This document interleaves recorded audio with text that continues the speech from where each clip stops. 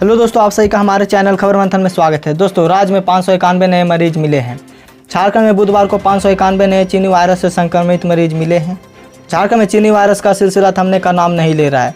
नए संक्रमितों को मिलाकर राज्य में कुल संक्रमितों की संख्या 19,469 हो गई है। वहीं राज्य में अभी तक चीनी वायरस से स्वस्थ होने वालों की संख्या 10,555 है और अभी झारखंड में एक्टिव केस 8,720 है। वहीं झारखंड में चीनी वायरस से मरने वालों की संख्या 250 के करीब पहुंच गई है। किसानों की कर्ज माफ़ी पर जल्द निर्णय लिया जाएगा। मुख्यमंत्री हेमंत सोरेन ने कहा कि किसानों की कर्ज माफ़ी पर जल्द निर्णय लिया जाएगा।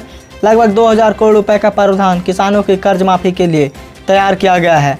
कृषि विभाग की ओर से नियमावली तैयार की जा रही है। मुख्यमंत्री ने प्रोजेक्ट भवन में मंगलवार को मीडिया के सवाल का जवाब देते हुए कहा, उन्होंने बताया कि राज्य की काफ़ी संख्या में किसान बैंकों का कर्ज नहीं चुका पाने के कारण डिफॉल्टर होते जा रहे हैं। इस पर सीएम ने कहा कि जल्द इस समस्या का निदान होगा और उनके कर्ज माफ़ किए जाएंगे।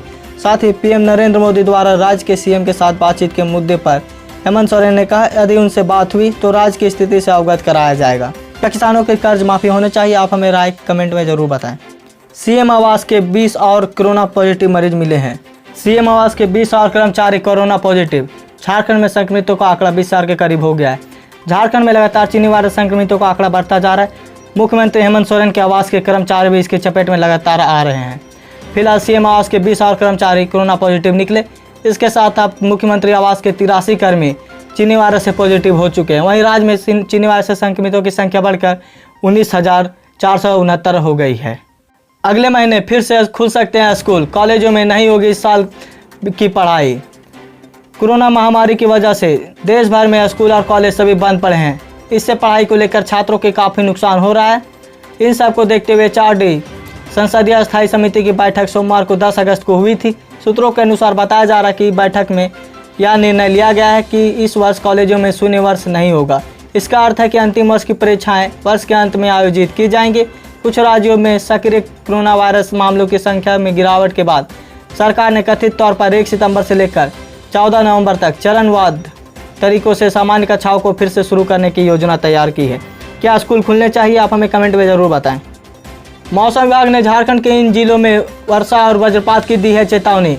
झारखंड के कई जिलों में थोड़ी देर में वर्षा और वज्रपात की चेतावनी मौसम विभाग ने दी है। बुधवार को जारी तत्कालिक मौसम विभाग ने राजधानी रांची के बिरसा मुंडा एयरपोर्ट स्थित मौसम केंद्र के मौसम पूर्वानुमान अधिकारी ने कहा है कि दुमका, देवघर, रांची जिले में 2 और 3 घंटे के भीतर मेघ गर्जन के साथ वर्षा और वज्रपात भी होगी।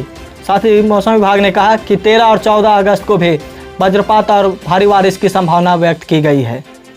प्रधानमंत्री स्वनिधि योजना के तहत छोटे दुकानदार आसानी से ले सकते हैं 10,000 तक का लोन।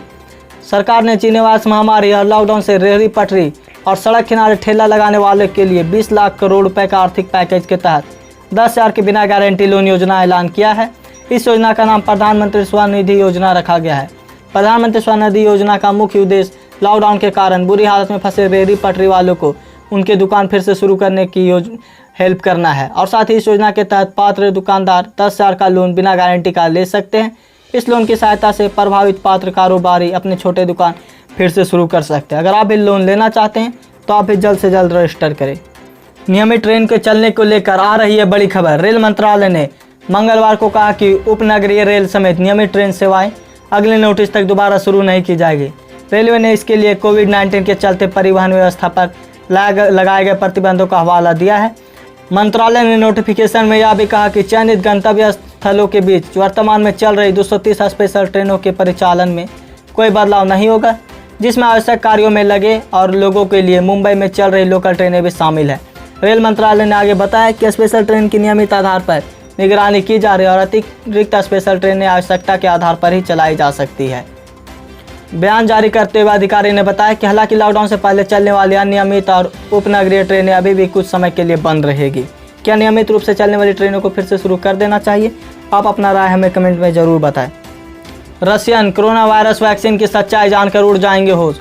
मात्र 38 लोगों पर हुई जाँच, सभी में आए कुछ न कुछ साइड इफेक्ट। रूस ने दावा किया है कि उसने चीनी वायरस की वैक्सीन बना ली है और उसे वैक्सीन का रजिस्ट्रेशन भी करा लिया है। हालांकि विश्व भर के वैज्ञानिकों को रूस से इस दावे का भरोसा नहीं हो रहा है, क्योंकि रूस ने वैक्सीन के ट्रायल, उसके परिणाम और वैक्सीन से जुड़ी कोई भी जानकारी साझा नहीं की है। मीडिया रिपोर्ट के अनुसार रूस के आधिकारिक दस्तावेजों से पता चलता है कि केवल 38 लोगों पर इस वैक्सीन का परीक्षण किया गया है और इस दौरान सामने आया कि जिन लोगों को यह वैक्सीन लगाई गई उन्होंने दर्द, स्वेलिंग, हाई फीवर और तकलीफ, कमजोरी महसूस करना जैसे कई बीमारियों के बारे में शिकायतें दर्ज कराई है। खबर के अनुसार वैक्सीन के रजिस्ट्रेशन के दौरान जो कागजात दिए गए उनमें लिखा था कि चीनी वायरस वैक्सीन महामारी पर वैक्सीन के प्रभाव को लेकर कोई भी क्लिनिकल स्टडी नहीं हुई है। झारखंड में मनरेगा के अंतर्गत काम पाने वाले 4 लाख के अधिक श्रमिक। झारखंड में मनरेगा कर्मचारियों की हड़ताल की अवधि में श्रमिकों से सीधे संवाद को लेकर ग्रामीण विकास विभाग द्वारा शुरू किए गए बोलो मजदूर अभियान के सकारात्मक परिणाम सामने आने लगे हैं। राज्य भर में मनरेगा के अंतर्गत काम पाने वाले श्रमिकों का आंकड़ा 4 लाख से अधिक पहुंच गया, जबकि मनरेगा कर्मचारियों की हड़ताल के बाद 27 जुलाई को यह आंकड़ा महज 2,68,000 पर ठहर गया था। मंगलवार को ग्रामीण विकास विभाग के सचिव आराधना पटनायक ने वीडियो कॉन्फ्रेंसिंग के जरिए बोला कि मजदूर अभियान की समीक्षा की और साथ ही जो भी कार्य पर संतोष व्यक्त किया है। उन्होंने विभिन्न जिलों के कुछ श्रमिकों से सीधे बात की और उनके अनुभव को साझा किया। पीएम किसान सम्मान निधि की 6ठी किस्त जारी। अगर आपके अकाउंट में अभी तक पैसे नहीं आए हैं तो करें यह छोटा सा काम। करीब 10 करोड़ किसानों को पीएम किसान की 6ठी किस्त का इंतजार है। सरकार ने किसानों के खाते में प्रधानमंत्री किसान सम्मान निधि स्कीम के 2,000 रुपये उनके खाते में इलेक्ट्रॉनिक माध्यम से ट्रांसफर कर दिया है।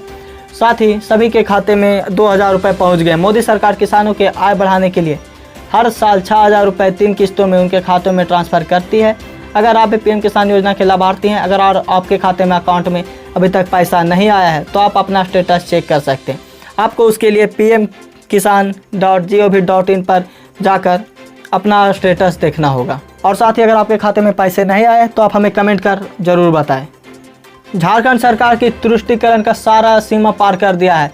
भाजपा ने लगाया है आरोप। भाजपा ने आरोप लगाया कि झारखंड में हेमंत सोरेन के नेतृत्व वाली सरकार ने तुष्टिकरण की सारी सीमाओं को पार कर दिया। भाजपा के प्रदेश प्रवक्ता प्रत्युष सहदेव ने कहा कि एक और झारखंड सरकार की मेगा डायरी रमजान मुबारक का विज्ञापन देती है और अपने कार्यकाल में इफ्तार पार्टी मनाने की छूट देती है।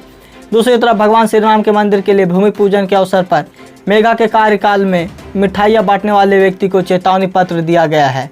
सहदेव ने आरोप लगाते हुए कहा कि राम मंदिर के लिए मिठाई बांटने वाले व्यक्ति को दिए गए चेतावनी पत्र में ऐसा दोबारा करने पर कड़ी कार्रवाई करने की चेतावनी भी दी गई।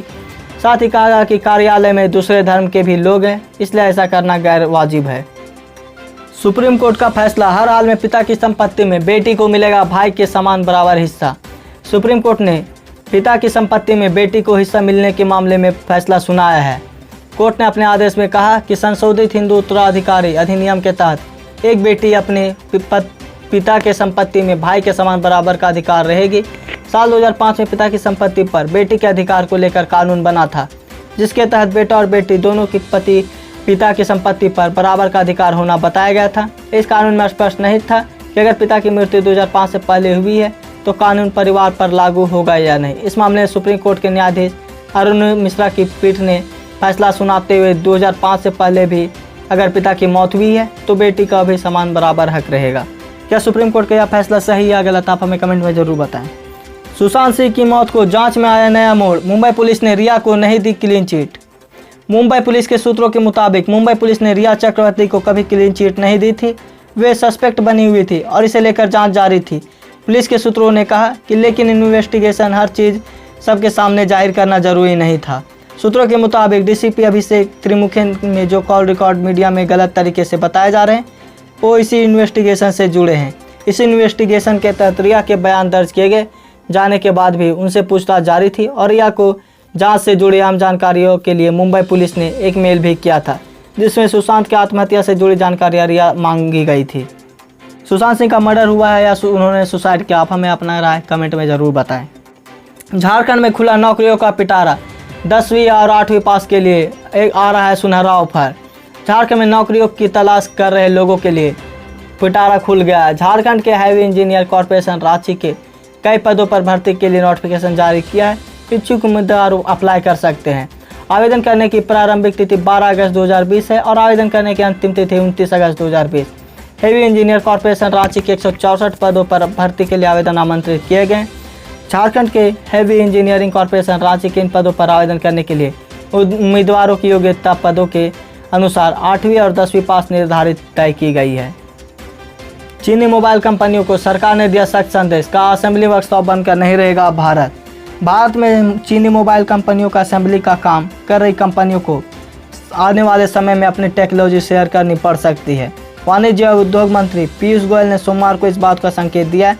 औद्योगिक संगठन के एक कार्यक्रम में पीयूष गोयल ने चीन का नाम लिए बगैर यह कहा कि विदेश निवेशकों के लिए भारत असेंबली वर्कशॉप बनकर नहीं रहेगा। इन कंपनियों को चरणबद्ध तरीके से अपनी टेक्नोलॉजी शेयर करनी होगी और उत्पाद को पूरी तरह से भारत में विकसित करना होगा।